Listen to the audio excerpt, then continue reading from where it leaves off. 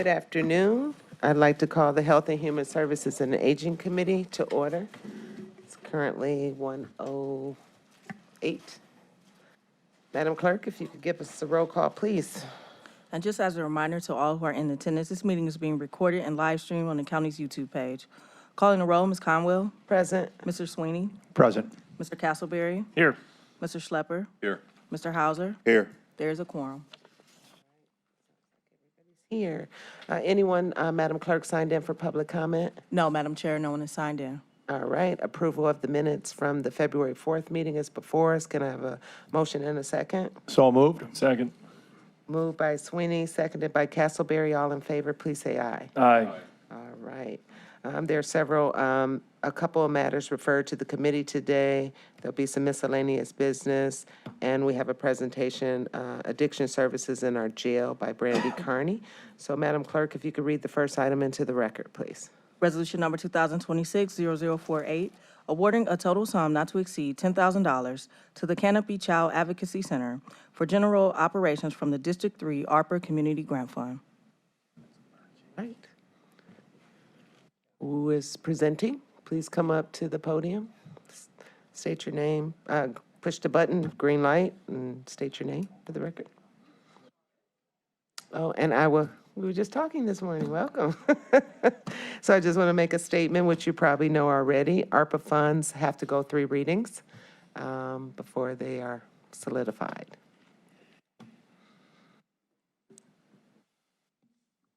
Can you hear me now? Okay, Yes. perfect. There is a presentation. I don't know if it can be, you have it? Okay, perfect. So, well, I just wanted to thank you for the opportunity to come and speak to you. We are requesting funding through District 10 ARPA funds to help supplement some of the funding cuts that we've lost recently as it relates to the services we're provided. I know you guys are a part of the full council, so you watched and struggled very much so with many organizations who were losing funding towards the end of the year last year. And so this is an attempt for us to try to at least be able to supplement some of the funding that we lost when we had to cut funding through the Child Protection Team project. The way that we did that in order to sustain all of the staff that I could and not have to lay off as many people as possible is that we reduced several of the salaries in that project by various percentages. So the ability to have general operating funds to be able to help supplement those salaries and those gaps until we find additional funding sources is really important. I know it sounds like it's so small in comparison to the $500,000 that we were cut, but every dollar matters. So that is what we are seeking the funding for. Canopy, just from a numbers perspective, since we opened, has served 4,485 kids. There's 1,583 that are male and 2,893 that are female. That doesn't mean that males are being abused less. It means we get told less about it. It's hard for males to identify that they're being abused and then also feel comfortable to report it. And then you can see the age breakdown. We're really getting to a point where we used to be half and half, but now it's pretty equal. You can see different numbers. Most of the kids we're serving, it looks like our 6 to 10 is our largest amount, but you'll see that the 0 to 5 and the 11 to 17 waiver as well. The 18 to 24 are children that are still in the custody of DCFS or still have a legal guardian that for all other purposes would be in need of services from a youth standpoint, and so we still provide care to them. Our largest number of cases that we take are predominantly sexually abused kids, but that also is from the time we opened to this morning. And when we first opened, we only served sexually abused kids in the city of Cleveland and then expanded suburbs. So there's more than that, but that's why it's our largest number.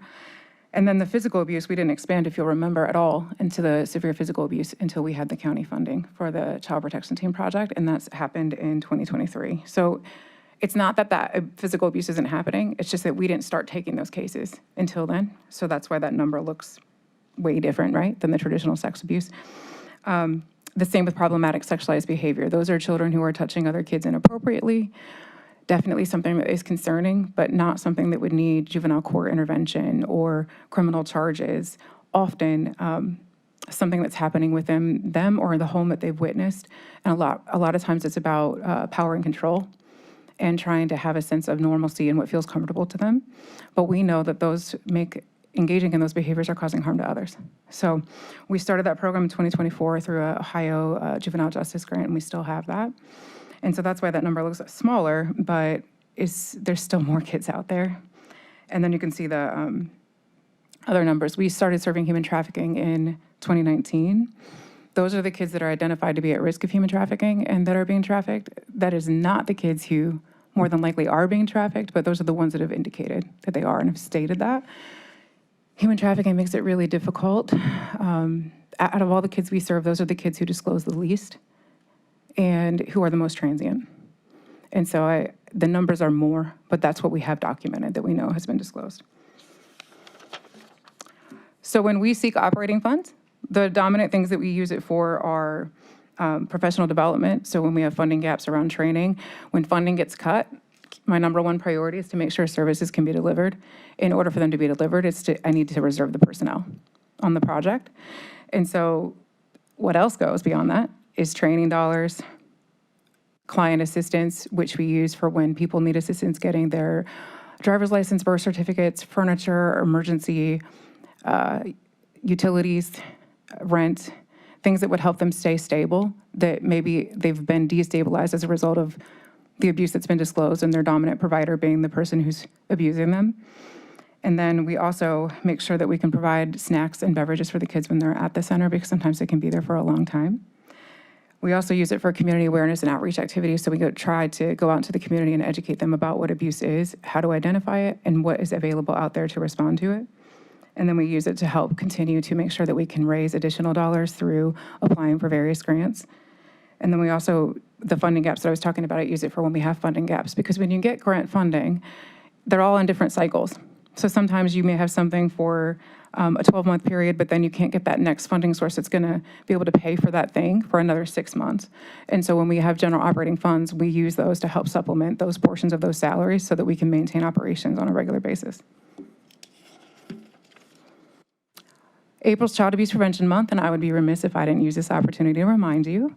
You'll hear from me again during April, but I would encourage you to just recognize that if you have different avenues and activities that you're doing in your districts that you'd like us to come out and either do a presentation on or highlight the work that the county does to help support reducing child abuse, we would be most definitely interested in that. We'll be planting our pinwheel garden like we usually do. It'll be right outside of the prosecutor's office. Every year we plant a pinwheel garden. This is a national initiative. The pinwheels represent each of the kids that have been abused the year before. There will be 1,200 pinwheels at Fort Huntington Park. So please feel free to come by and check that out during the month of April.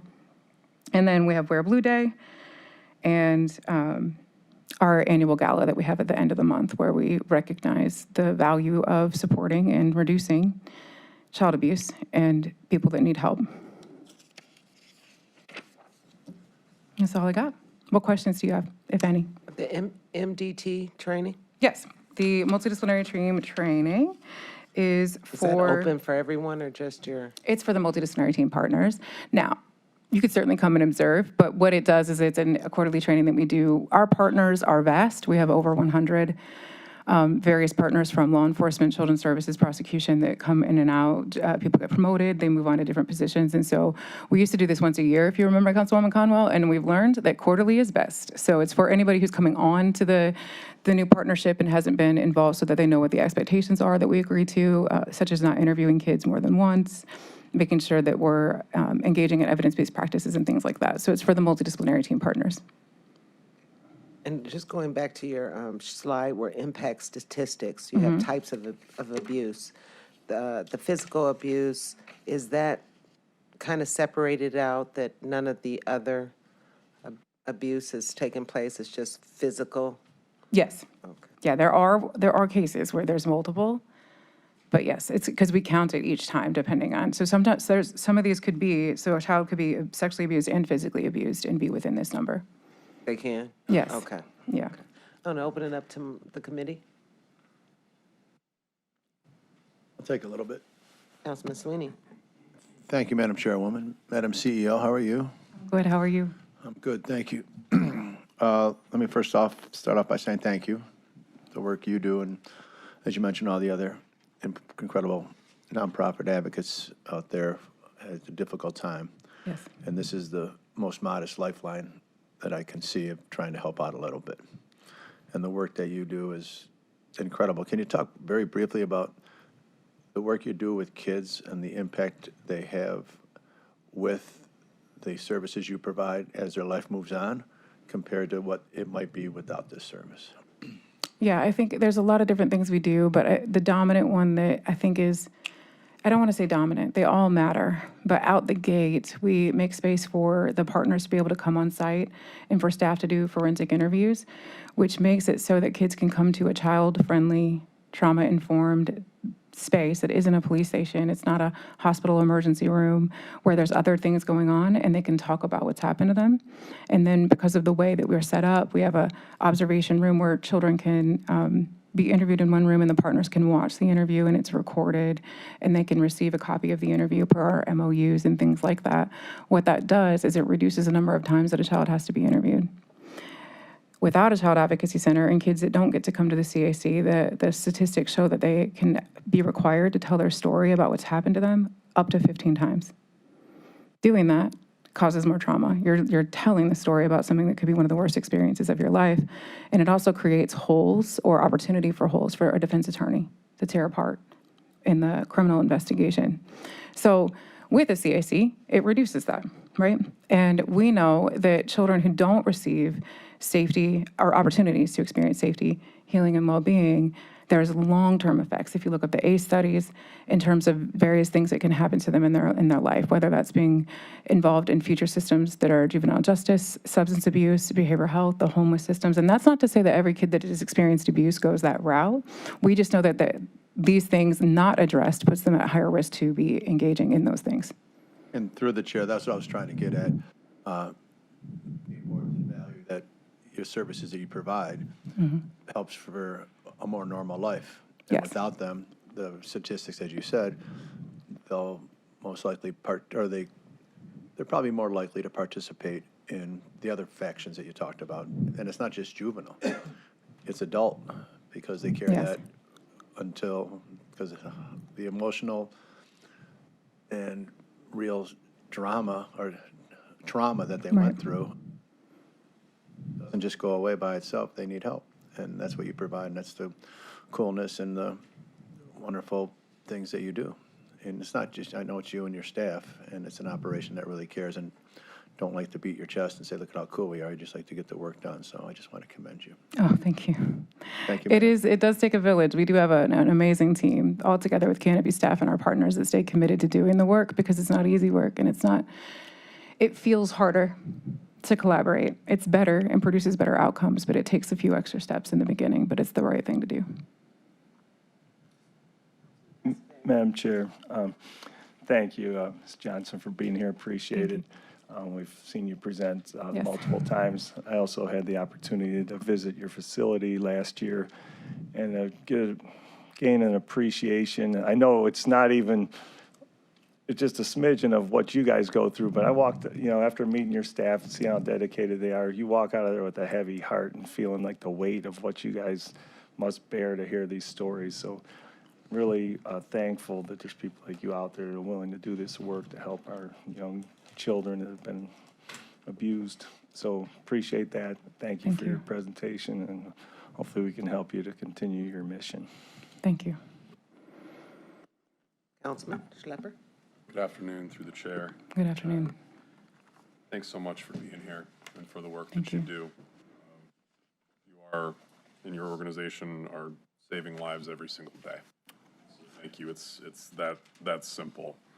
I just had a question about some of the folks on your team. And just, if you could share just broadly, I don't need details, but I'm guessing you have a spectrum of practitioners, social workers, counselors, clinicians, things like that. Can you kind of just give me an idea of perhaps roughly how many social workers are on your team, how many kind of, practitioners that are child-facing specifically or working directly, in the field, shall we say, with these young people?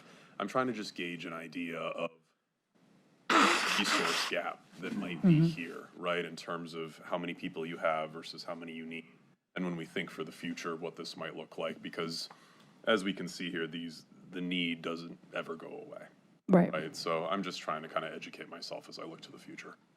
Yeah, so we have licensed social workers and licensed professional counselors on staff at Canopy. In terms of people who interface directly with the kids on that, in that gamut of the 20 staff we have, one of them is just actually yesterday got her independent license. I haven't even congratulated her yet, so hopefully this will be her congratulations, but she's an LISW now. And then we hold contracts with an additional five different contracts with other partner organizations, such as Journey Center for Safety and Healing and the Cleveland Rape Crisis Center, and they employ licensed social workers or counselors to be able to deliver services. But candidly, only one of those contracts is filled with a full-time person right now. And a lot of it is because we held 6. We had to cut one with the county funding cut.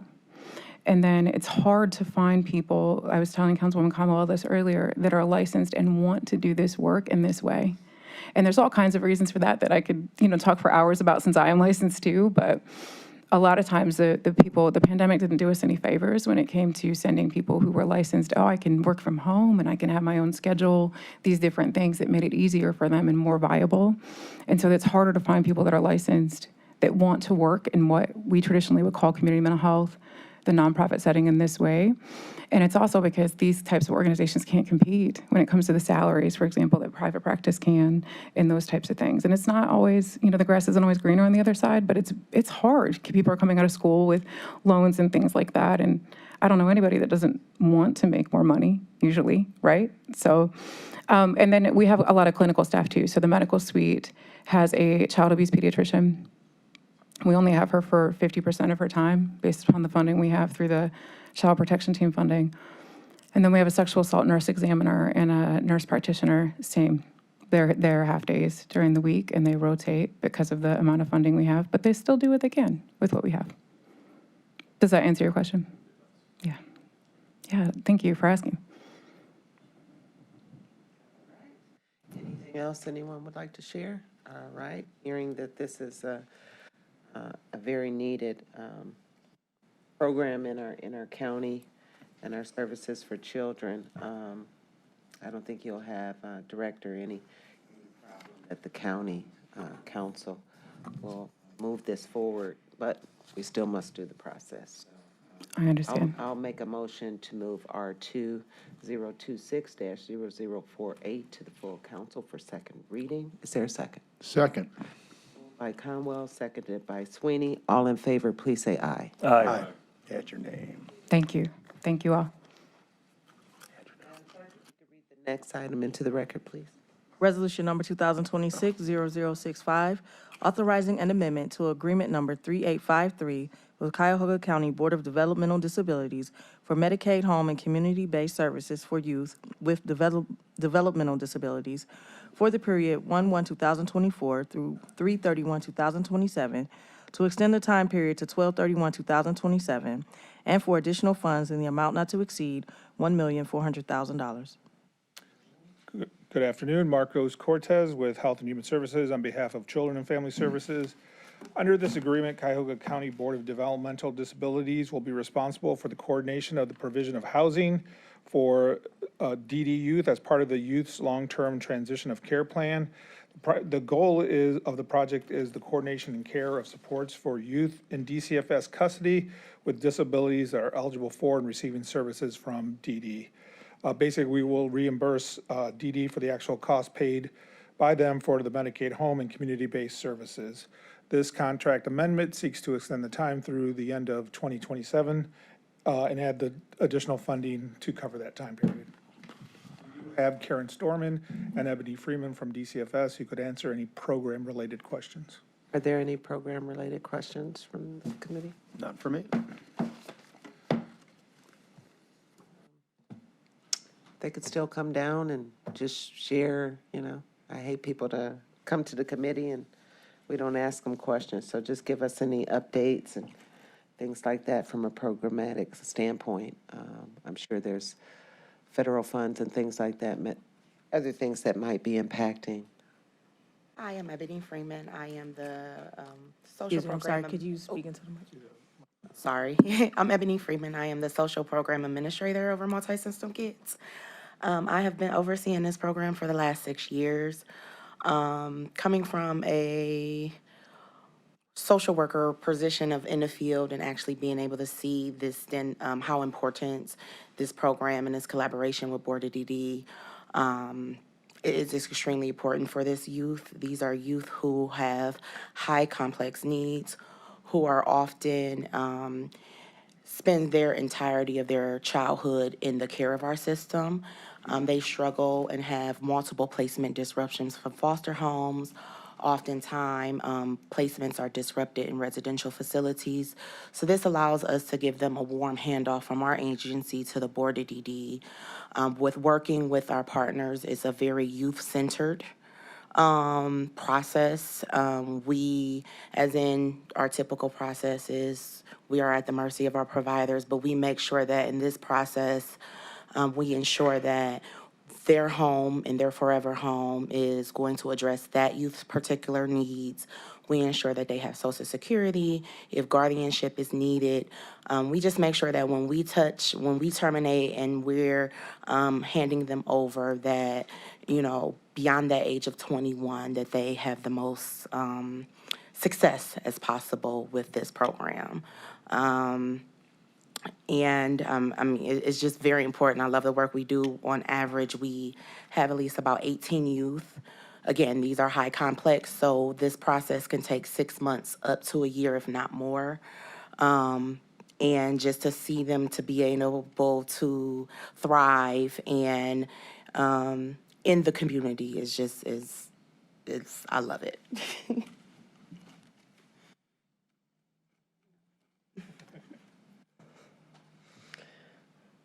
All right, so I just wanted to ask a question. Okay, so you use the terminology "we pass off." So I know the state moved the age back to 21.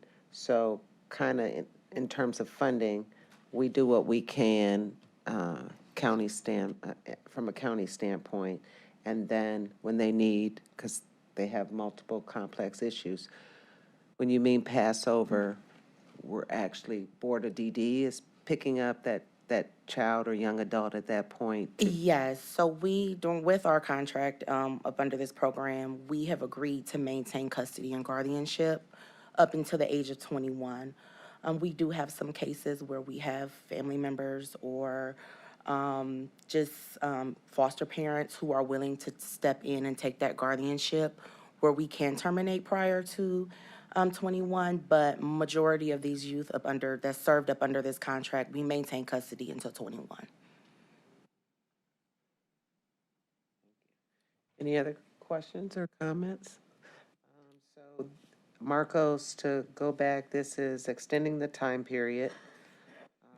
When would the RFP be set out? I don't believe we RFP this one. Okay, you don't? No. Extending the time period, and we're adding an additional funds. Right. Was this shared with us during the budget process? In terms of, Just the additional cost or what it would so be? this is the standard cost of the Okay. contract. So we have done 2-year increments. So we actually did have to add additional funding at the end of last year. So when we did that, we actually extended the contract through March of this year, or actually March of '27, because we knew we had to add that money, but we knew we had to come back to extend it through the end of the end of 2027 and add the additional 1.4 million. All right. Seeing or hearing no questions. Anything else you'd like to share, Marcos? Nope. So we won't see this in front of us again until, and why did it end at 12/21/2027? I know we tried to get with decertifying and things like that. Why is it? That's going to present a problem for us. Yeah, we again. only did that for master contracts. I know. For single contracts, we ended them at the end of a calendar year. Got quite a, we need to talk about that. We've got quite a few. That December just always presents a problem for a fiscal department. Okay. But this one is actually ongoing. This one we did not have any issue with this one because we did already extend it. Okay. So there was no issue with that. Can I have a motion to move R 2026-0065 to the full council? So moved. It's Second. under second reading suspension? It doesn't have to be. Okay, we can just let it do the full thing. I love when they go 3 readings, but anyway. Who seconded? Sweeney, Okay, who? All Castleberry, we right, switched it up. You flipped on me. Yeah. Okay, so moved by Castleberry, seconded by Sweeney. All in favor, please say aye. Aye. All right, thank you. Thank you. Keep up the great work, Marco. Right, now we have our presentation today. There was a little mix-up with scheduling for a while, but this is something, I actually toured the services, pregnancy or for expectant mothers in our jail, and wanted to bring that to you guys. We think pretty much all of us are parents, so we know that's a very difficult time, and I just couldn't wrap my mind around it, so I made sure that I went to see and been trying to get this presentation for at least about 6 months. So I'm glad it's here today so we can learn a little bit more about the addiction services in the jail. This is not the pregnancy one? Oh, I made a mistake. Okay, it's addiction services. All right. Still something we need to know about and concerned about. That's okay. All right.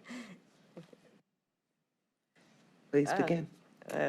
Good afternoon, council members. How are you? I'll just be a minute here. We appreciate the time. Councilwoman Conwell had reached out to me, I think now it was actually last year, late last year at some time, following one of the larger opiate funding presentations that I did, and asked specifically about the detail for the addiction programming in the jail. So I have just 2 slides that I was going to share that provide some background on from 2022 until now. And then we have Megan Riley here, and she's been in charge of the addiction program in the jail since we started the contract together, and has done a really phenomenal job. And we also have 2 individuals here that we'd love to have come up and speak to that have been part of her program and have some really great things to say. So we're happy they were able to come too. Let's see here. Oh, next slide.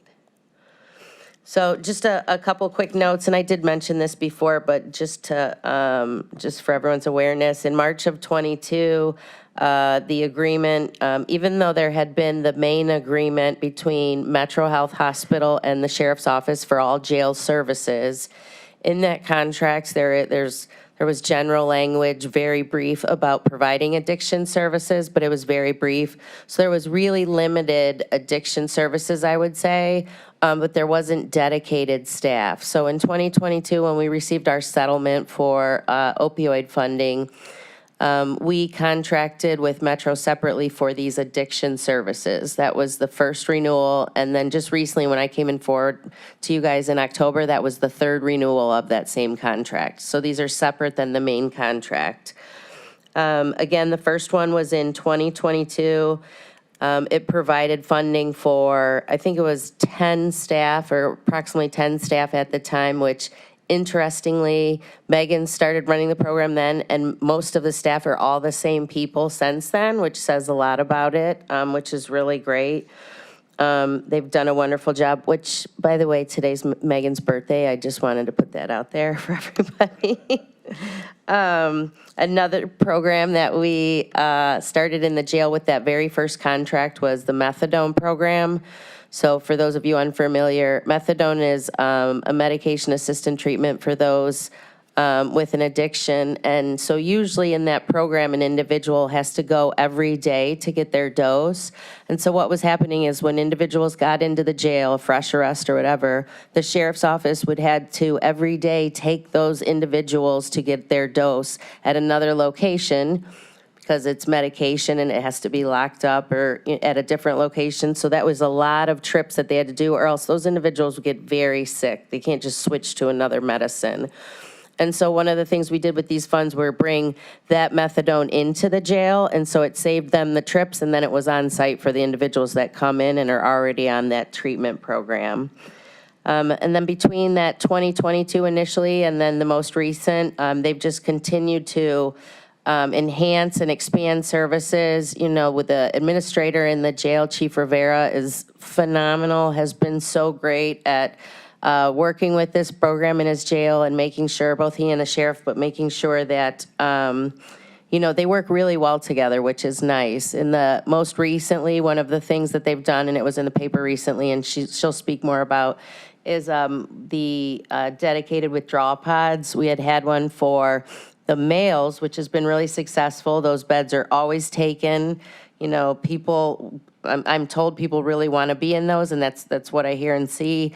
Recently opened up the females separate also, and so Megan does counseling among her other counselors, and just really great program that's so important. And personally, of all of the, you know, a lot of funds that we've put out with opioid funding, this is one I can honestly say is the most, one of the most proud, for lack of a better word, successful. It's done some really great things to so many people that wasn't there previously. I think we all know some of the challenges in the jail prior to that time. So, and a lot of them, you know, had addiction components on them. I'm going to just go through these.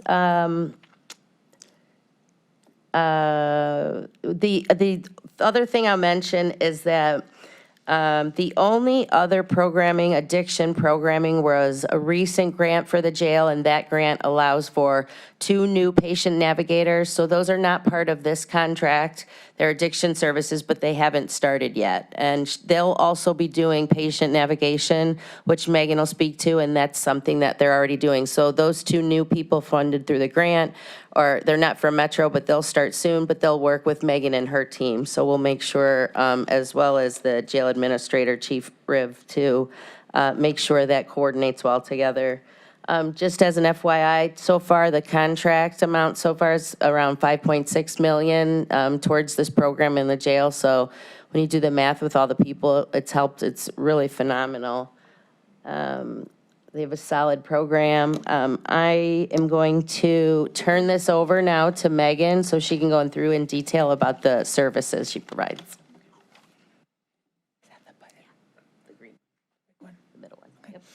Hi, my name is Megan Raleigh. I'm the manager of addiction medicine and interim manager of behavioral health for Metro Health at County Corrections.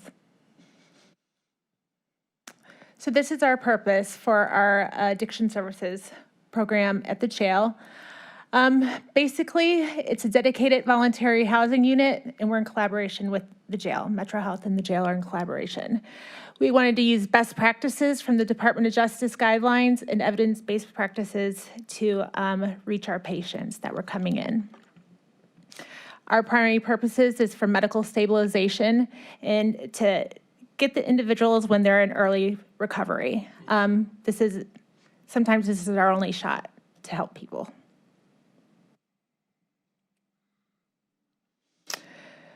So one of the reasons, or the reasons that we got here is like what Brandy said, is, you know, some things happened in the jail.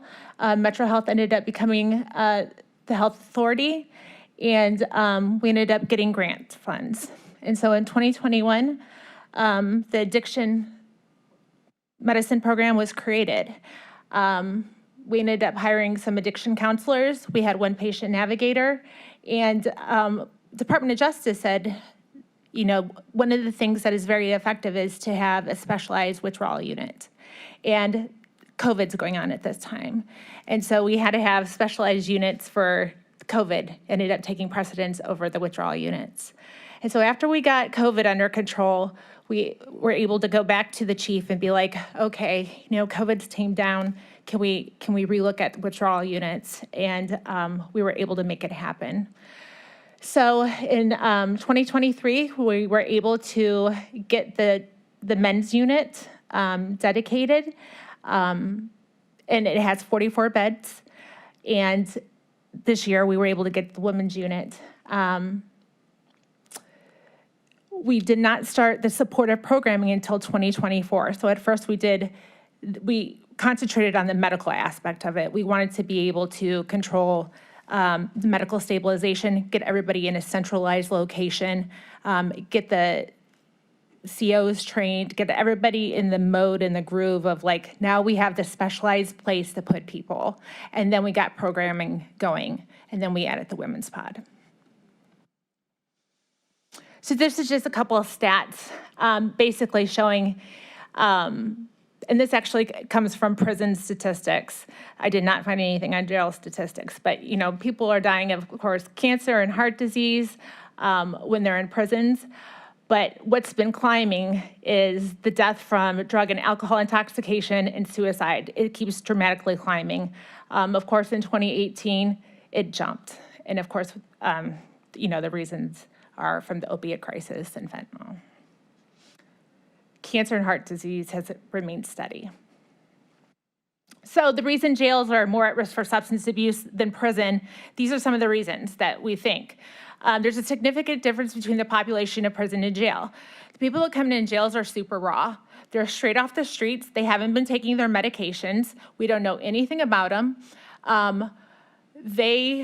When people are going into prisons, most times they have been sitting, in jails, and then they get transferred over to prison. They've had a chance to stabilize. The jails have done the dirty work for them, right? Most people that are coming into jail are in crisis mode. They're scared. They don't know what's going on. They're upset. The bottom is falling out for them. A lot of them are transient populations.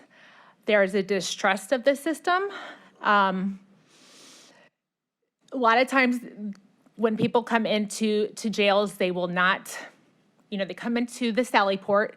They have somebody sitting there in front of them, either a CO from custody or maybe it's a nursing staff, and they're asking them questions right off the bat. They're either under the influence or, again, do not trust the system, and they're reluctant to tell the truth. If they're not providing the information and we don't have information on them, it's hard for us to help.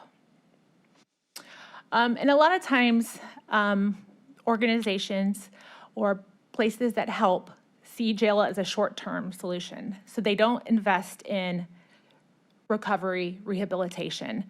Prison is seen more as like a long-term, people are there for, years, or they see jail as more of a short-term thing and they don't invest in it as much.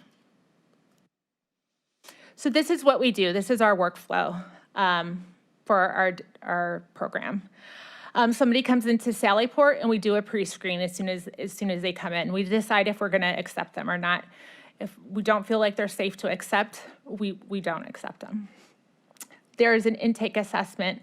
When somebody comes into intake, there is mental health, medical, and an addiction screening completed immediately. During that screening, we hope they tell the truth, and in that we're asking them, when is the last time you used? What do you use? And at that point, we will place the medical orders that we need to help them medically detox immediately. If they do not tell the truth, because sometimes they don't out of fear, doesn't mean that we won't help them. We will help them later. It just unfortunately delays the process. But we do put the orders in immediately. The patient is then housed in whatever is appropriate for them. Hopefully it's going to be a withdrawal unit. So if it's a man that has told us that they're medically detoxing, we would put them into, the 7E. If it's a female, we would put them into the 7H. They have to meet the security level. That is something that custody would tell us. But we would then place them in their specialized units. They are maintained on withdrawal precautions for 7 days. That is something that we do to be extra careful. We score them. So we score them. Medics and nurses will score them to see how they are to be medicated for 5 days. And then we keep eyes on them for 7 days in these specialized units. It is then up to them if they want to stay on that unit to receive the extra recovery support in groups or not. It is not mandatory. It is completely by choice. If they don't want to, we would then just move them out to general population. This is just an example of the screening tools we use in Sallyport. These are evidence-based from SAMHSA. This is a drug abuse screening tool. Again, if they score on this, we then start to medically detox them. This is the one we use for alcohol. One is for drugs, one is for alcohol. This just is a little bit of a description of the withdrawal units. One is for, again, minimum medium security males, and they are medically detoxed. What we are trying to do is keep people from, number one, being transported out to the emergency room when we have the ability to care for them in the jail. If they are a maximum security male and they cannot be in that dorm setting, we of course still medically detox them. It's not like we deny them services. They just have to be put into a different unit behind a cell door. Same for the females. Female pod, 7H, is a dorm setting. They're minimum medium security. We will detox them there. If they are maximum security and they cannot be in a dorm setting, they just have to be put into a different unit and detox behind a cell door. But they receive the same services. So this is what happens to after withdrawal is complete. Like, how do we know if somebody, they say they want to stay. They're like, I want to receive recovery services on the pod. This is something that I want to do. So this is the criteria for it. It's very simple. One of the things is they have to be able to move to the top bunk. We can't have anybody with bottom bunk restrictions. The reason for this is that our bottom bunk is for people that are in active withdrawal. Our priority is, again, people that are medically detoxing.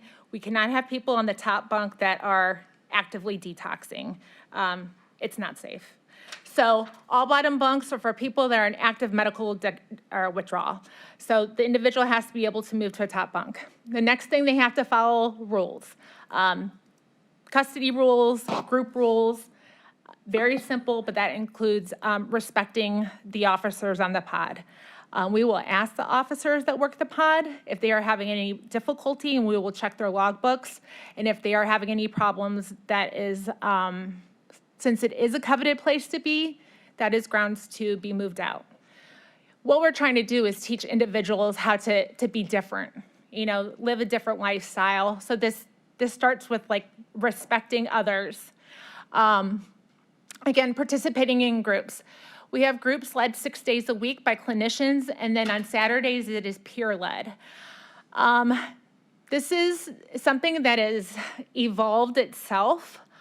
We have guys that have, and I say guys because that has been around longer. The female pod just began in December, so it hasn't manifested itself completely. But we have guys that have been there for months on end, and so they've ended up creating they've created their own community, or they've taken ownership of the pod, and they will do their own groups on Saturdays. I will leave them with worksheets. They can use them if they want to. They take attendance, but they've ended up, again, owning their own community, which is huge. They end up building a relationship and supporting one another. Again, so when the new person comes in and is sick, they are, handing them the vomit bags, or they are getting them their trays. They are remembering where they were just a couple months ago. And they compromise to coexist in this dorm environment. Again, these are 44 guys, all with their own issues going on. If you can't get along with others, you cannot stay on there. You have to learn to get along. So I've brought two gentlemen, Al and Brian, who have gone through the program, and I'll let them tell you why they decided to stay on the pod and where they are now. They are no longer in the jail, obviously, and they'll tell you how things went for them. So I will leave you with some quotes. These are some quotes that some other people that have left 7E or have been on 7E before have wrote about it. So Al and Brian, if you want to come up. These are two of my guys that were on 7E. Thank you. Make sure you guys state your name at the beginning. My name is Al Gillespie, and My name's Brian Cubitt. I've got 9 numbers, and most judges would say I'm a lost cause. Not Megan. She gave me the tools I needed in the county to stay clean and sober. All I needed was a desire to change. Judge Molly Murphy saw what I accomplished in the county in Megan's program, and she gave me the opportunity to be released on bond while I was going through my court appearances. The door was open for me because of Megan at the Ed Keating Center. I came there. Marty Taft, the director, provided me with everything else I needed to build a solid foundation on what Megan started. Upon seeing what I accomplished, Judge Murphy put me on probation, intensive, but she put me on probation, and I'm still on probation now.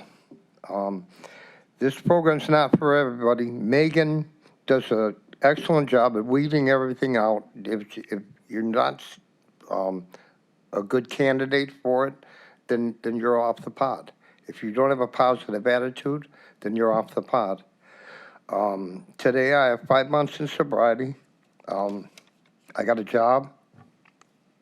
I go to AA meetings every night. I live at the Ed Keating Center. I pay rent and other bills. I have peer support, a positive outlook on my future with short and long-term goals.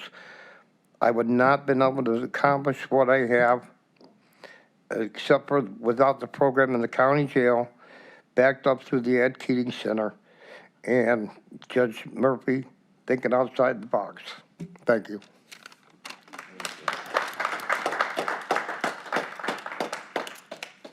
To give you a little background information about me, Name. Brian Cubitt. I've been to prison 8 times. I've been in the county jail numerous times. I'm a recovering drug addict and alcoholic. My experience with the drug and alcohol dorm that Megan runs, it gave me a foundation to learn the triggers of why I used and drank for 40 years, because I always went back to the same thing. I'd get out of jail, I'd go hang around the same people, back in the same neighborhood, and I got the same result. I was back in trouble again within months. Like Al said, the program's not for everybody. She does a good job of weeding the bad ones out. You gotta wanna stay clean and sober. She taught me to want something better for myself. She taught me why I drank and why I used. She taught me about how to handle my emotions the right way instead of flying off the handle. She also, after I was in the program for 6 months. I was in the county jail, and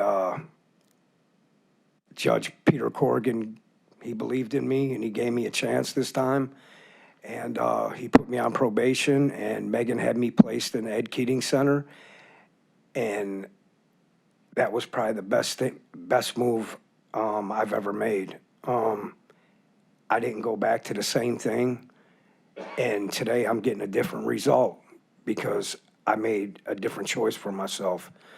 And I've been clean and sober since July 7th. Things are good for me. I'm able to be a son today to my mom and dad. I'm able to be a friend. I'm able to be employed. I have a job.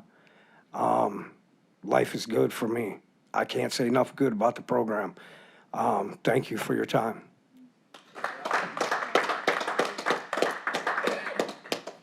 I just wanted to thank both of the gentlemen for coming and sharing your personal story. These committees are not just who's in this room, but it's also televised and on YouTube. So your statements can help other people that are in the community and struggling with some of the same issues that you have. So kudos and thank you for coming. Thank you, guys. So again, there's just some quotes, again, from others that were in the pod.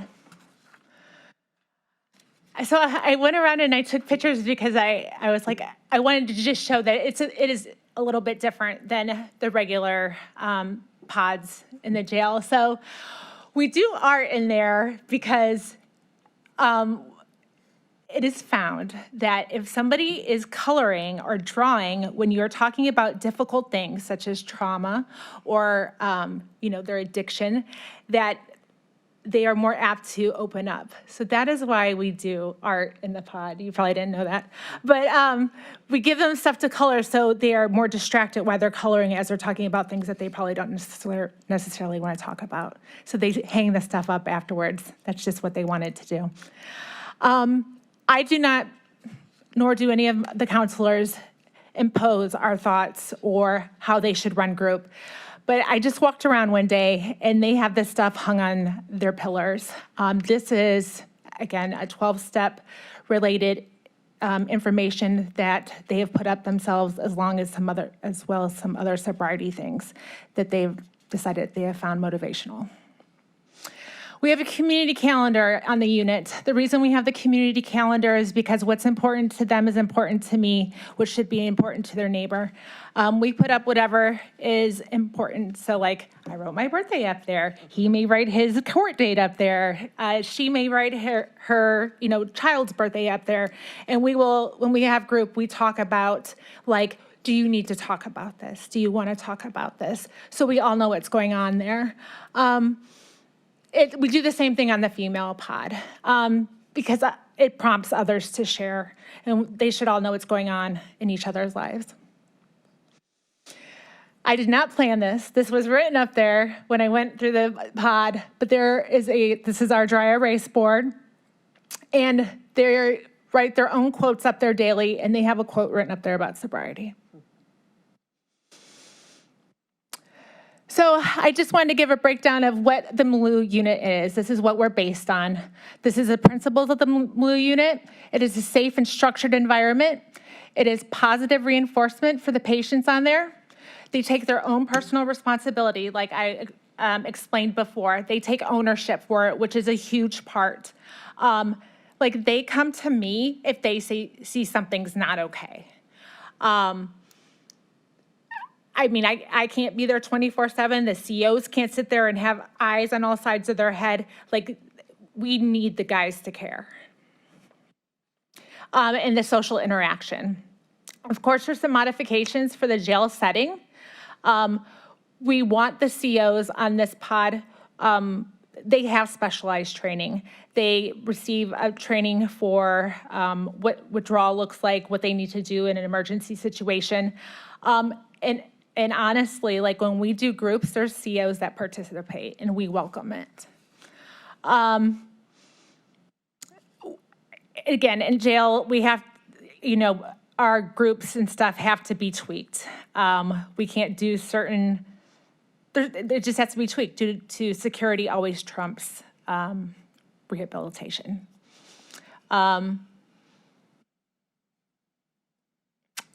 These are what we concentrate on. Again, everything is evidence-based, but these are what we're really trying to focus our groups on. This is what's been found to impact recidivism the most when you're doing groups. So criminal thinking patterns, of course, substance abuse treatment, emotional regulation, trauma-informed care, social skills and healthy relationships, employment and vocational readiness, education, accountability and victim awareness. That's something that I think we could probably, accountability is something we work on. Victim awareness is not something that we've really zoned in on, but it's something that we could do more of. Reentry planning is huge for us. We have people through our program that they're patient navigators. That's essentially what they do. They're reentry coordinators. we really focus on people doing something different. And pro-social identity development. What we have found is that individuals that have addiction issues, self-worth is something that really needs to be focused in on. This is some recidivism numbers. These are from 2024. This actually comes from the Office of Opioid Safety, but we have partnered with them. So you can see the impact of what like continuity of care has when you have support. So our 2025 outcomes, we have had a decrease in diversion since October of 2025. We started doing, one of the things that happens is when individuals take Subutex in the county jail is, of course, some people still try to divert the medication. We have started tracking that. It started in October of 2025. We are trying to see what is the best practice of prescribing so we can decrease this more and more. And it has steadily decreased since we started tracking this in October of 2025. We, of course, opened the dedicated female recovery pod in December of 2025. And we have added a chemical dependency counselor, and that is due to our need. We saw the need, we were able to add the chemical dependency counselor. It did not happen in 2025, but in the beginning of 2026, actually in 1/1, we were able to add a patient navigator, which is our reentry person.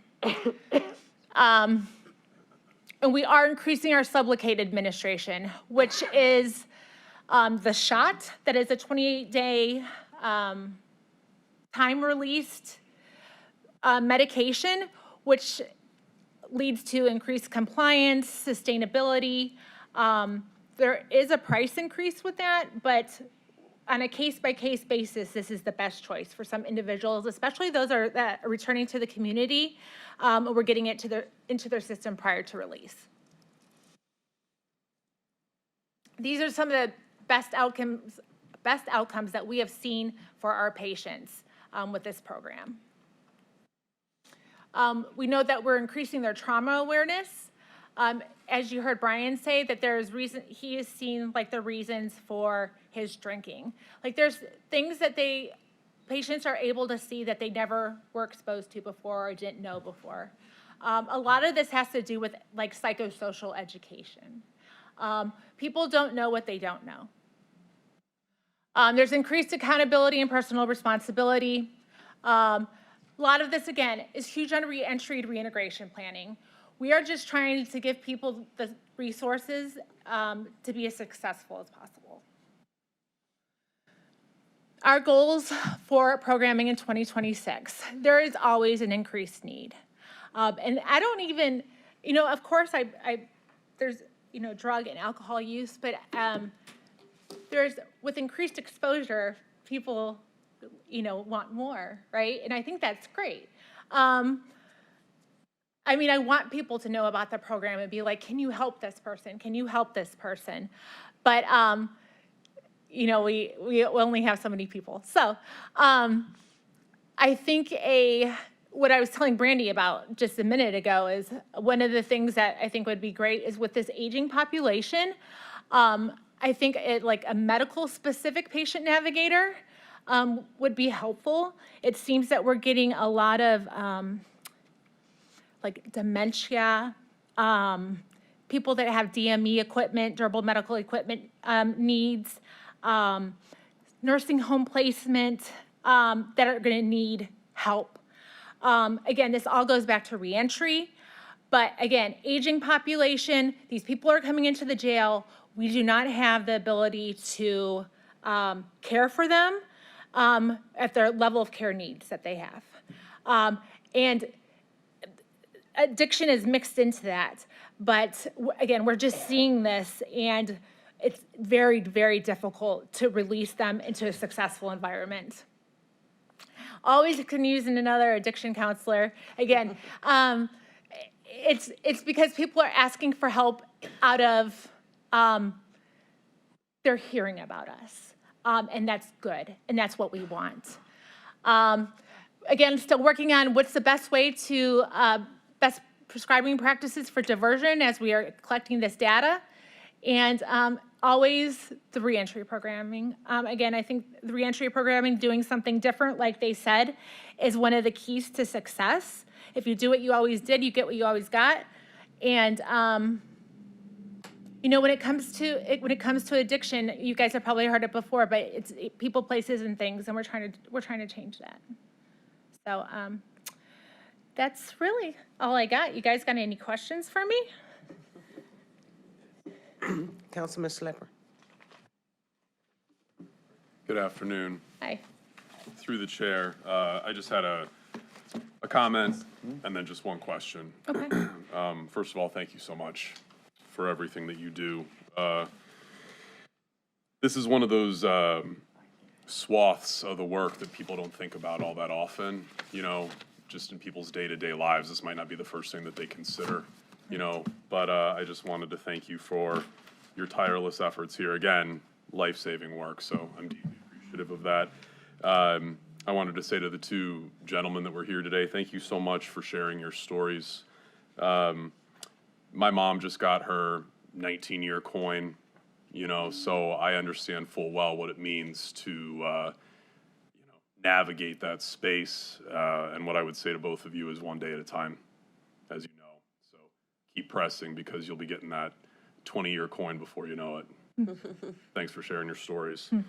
My question to the director, you know, when we think about outside resources, and you were talking a little bit about reentry and some of the patient navigator work, can you just kind of share a little bit about some of the resources that might be available to folks once they, you know, exit this program? And I know that's a tricky space, but what's available to people? Sure, I can answer, and then Megan, I'm sure, can also. You know, one of the things in this county that we're rich with is a lot of resources in this space. And so, you know, from detox facilities throughout the county, there are a number of them throughout the county. Those are inpatient units for people to get care. There's outpatient units. There's resources such as that there weren't previously. There's some providers that right now do walk-in medication-assisted treatment. So it used to have to be you called and you tried to get inside a facility, but oftentimes if you didn't have insurance, then they might give you a date, who knows when, 3 weeks later. And unfortunately, when it comes to addiction, you know, the window's only open so much sometimes, and then it closes. Like when they're ready, you want to be able to take them and give them some help. And so luckily now having walk-in MAT clinics, you know, people can go in and get some of the care they need, get some of the medicine, outpatient.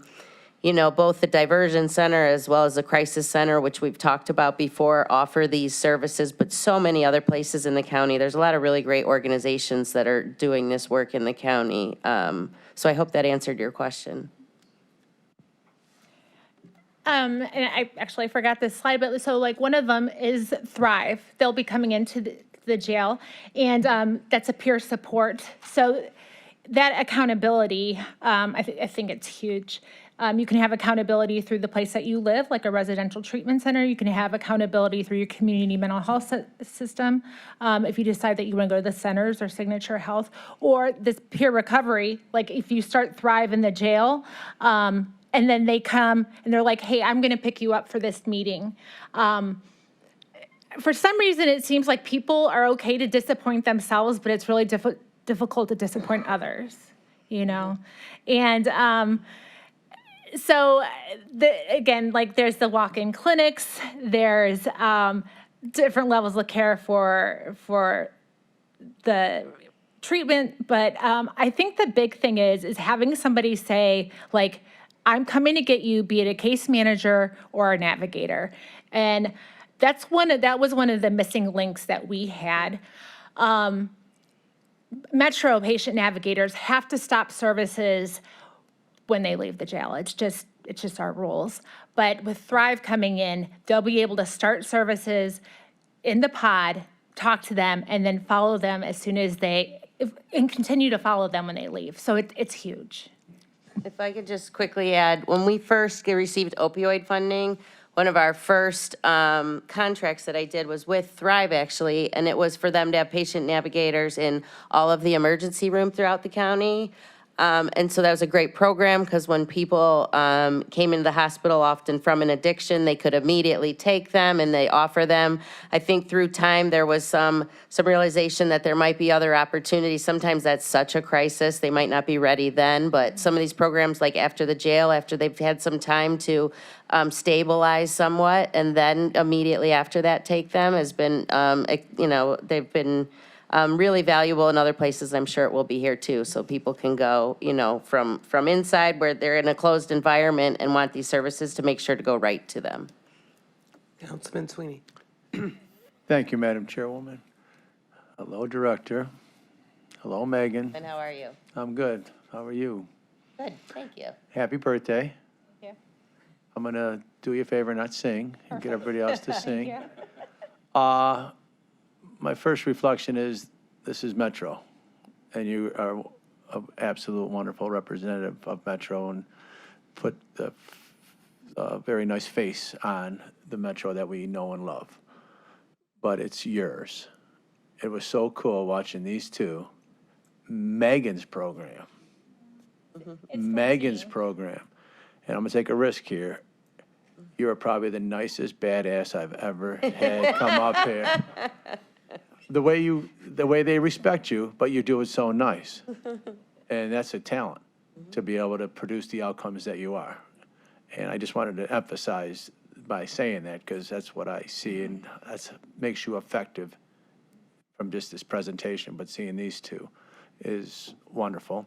And through the chair, I'm thinking that their testimony, thanks for sharing your birthday with us, but that's a pretty good birthday present, the outcomes, and watching your face smile when they were giving the testimony and when they were done just shows that how much you care.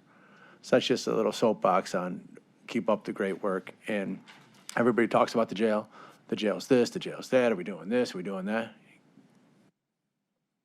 Unsung hero is probably wrong, but it's something that I'm very happy that I got to witness and got to see the work that you do, because you don't hear a lot of good reports out of the jail on occasion. So thank you, Madam Chairwoman. Madam Chair. Yes, Councilman. Thank you. Thank you both for being here. I did want to say happy birthday to you, Megan. And appreciate all the information you provided. And it's good you can tell us all about the story and your success. But to have two gentlemen brave enough to come up here, tell their story, and say how they can break their cycle, their own cycle, by the work that you're doing. And you guys might be the nudge that helps somebody else. If they see this or see that, or they knew you, hey, this guy, he did it, I can do it. And it takes a lot to do, and it's brave of you to come share the story. So much appreciated. Thank you for being here. Thanks for the presentation today. Councilman Hauser. Through the chair, I would just echo Councilman Sweeney. This is excellent. I just want to highlight, I appreciate the intentionality you guys are doing with this effort. And if the jail has to be the front door for treatment, then so be it. So I am extremely proud of the work you guys do. I think as a county, whenever we are intentional about things, it goes a long way. Thank you. All right, I just have a couple of questions. The two navigators that were mentioned, not in this contract, and I believe that was from Director Carney. You stated that will be paid by grants. Is that the grants that are coming through the Office of Reentry? That's the two Thrive patient navigators that Megan spoke about. They're in training now. They're not actually in the jail yet, but those ones are through a grant received. And I can't speak to, I think it was through the sheriff's office rather than reentry, but I could be wrong. I apologize. I don't know. I can find out for you, though. And then number two, how many people have went through this program? So I send stats every month to Ms. Carney, but it's approximately, it is approximately, this is an approximate. With the women, it's only been about 50, 54 a month. Again, they opened in December, and this is an approximate. For the men, we're anywhere from 90 to 120 a month. Make sure to send those stats to you, Yeah, Councilwoman. this is off the top of my head. Okay, have a couple Can I just quickly acknowledge Katie Davis Bellamy from Metro 2, who's also over the program. Just really great, really supportive of the program, so I just wanted to acknowledge her in the audience, too. Welcome, Katie. All right. When we talked about the slide, it was page 7 for me, but I guess slide 14, when you talked about the withdrawal units, what is the cost savings for that? You said that they had to be beforehand transported out. And so we were paying that, the county was paying, or the sheriff's department was paying that cost to transport individuals out. Now that we do it in-house, what is that cost savings that we have? Thank you. So Katie Davis Bellamy, thank you for the great question, Councilwoman. So I can clarify some of that historical cost savings, and I'd want to clarify that back data because I don't want to make up a number. There's obviously costs with transport, not only of EMS transport and/or correctional officers are on site, so we can get back to you on that. So I can give you an exact cost savings. But obviously, we know keeping people there where they can get treated and we can respond to them really is best for everybody. But I can clarify that for you. Thank you. I had one more question, and I think you kind of may have answered it, Megan, because it was my question. Do you connect the individuals for follow-up with treatment services? So is that what you're talking about with the Thrive? The Thrive? Yeah, and takes over. inpatient navigation, it's elective. It's not something that they have to do, but it is something that is offered to everybody. One of the reasons why we were able to add, and they had suggested adding another patient navigator for this third term, was because of how valuable that is, help connecting people to housing or whatever it is for when they leave. And so they have 2, so it'll be nice to have an additional 2 that come in. Is there a So important. graduation ceremony or anything that you have and when the program ends? So we do not know, we don't know usually when people are being released, is the thing. That's why it's so cool that, like, I was able to catch up with these gentlemen. But for the most part, like, we don't know when people are being released. So time is, we have to start with them as soon as they come in with things. It's one of the things with jail, how it's a little bit different with prison. With prison, you have a set release date. With jail, we're trying to put all our pieces together as soon as possible. Just want to ask a personal question. In most things that we do here at the county, why is it chosen that female programs are secondly started? I mean, I've looked at it over Yeah, the no problem. across. It's always male things and then we add female. So statistically, there is more men in the county jail than there are females. So we just have more men to serve. Take that. Okay. I like your thinking. All right. Anything else from my colleagues? This is a presentation, so we don't need to move or second anything. Thank you all for coming out, definitely bringing the individuals, for people on the screen to see that, we all have issues that we go through. So true. Some of us are very lucky that we don't have the addiction gene, so to speak, for drugs and alcohol, but I say that we're all addicted to something. There's something that we are addicted to, me shoes, so, you just have to get over. I got that one too. It's just us being human. Yeah. Right? So we want to thank you for coming out. And Ramona, did you want to share anything? Thank you. Anything for being here? We thank you for being here today. Thank you. Thank you. And happy birthday. Thank you. And so, miscellaneous business, I just wanted to let the committee members know, and hopefully Sweeney is listening. For our next committee, which will be March 18th, our committee has been invited to tour the Metro Health Emergency Room and Trauma Facility. So this will take place during our next committee time slot on March 18th at 1 o'clock, and we will send out details soon. So we will not physically be here. We will be there, and we will talk to Councilwoman Simon to try to coordinate and make sure for those that sit on her committee after, in case it runs overtime, to not maybe have a committee on March 18th, but 2 hours should be enough if it doesn't occur. So, any other questions? Anything anyone else wants to share? It's great being with you guys again.